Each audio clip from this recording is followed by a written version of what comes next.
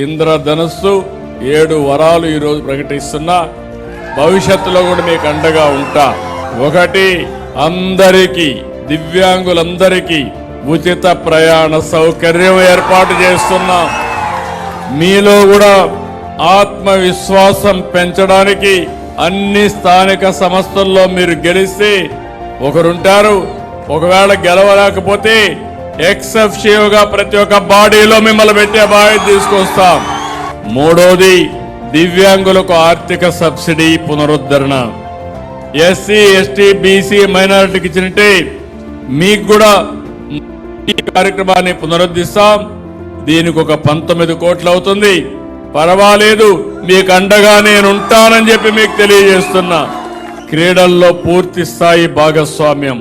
SAAP ద్వారా అన్ని క్రీడా కార్యక్రమాలు, టాలెంట్ డెవలప్మెంట్ స్కీములు దివ్యాంగులకు అందుబాటులో ఉండే విధంగా చర్యలు తీసుకుంటానని చెప్పి కూడా నేను మీకు తెలియజేసుకుంటున్నాను. ఐదోది, మీరు ఎక్కడ టిట్కోలా గాని ఎక్కడ ఇండ్లు ఇచ్చినా గ్రౌండ్ ఫ్లోర్ లోనే మీకు ఇల్లు ఇచ్చే ఏర్పాటు చేస్తామని మీ అందరికీ హామీ ఇస్తున్నాను. ఇంకో పక్క 6, వినికిడి లోపం ఉన్న వారికి డిగ్రీ కళాశాల బాపట్ల ప్రభుత్వ పాఠశాల ఉంది.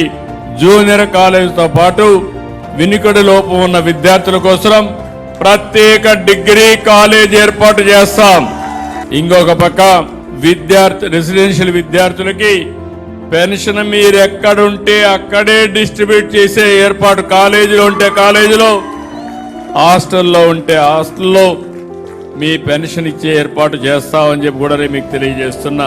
ఇది కాకుండా అన్ని జిల్లాల్లో ప్రత్యేకంగా మీ అందరికీ విభిన్న ప్రతిభావంతుల కోసం ఒక భవన్ ఏర్పాటు చేస్తాం.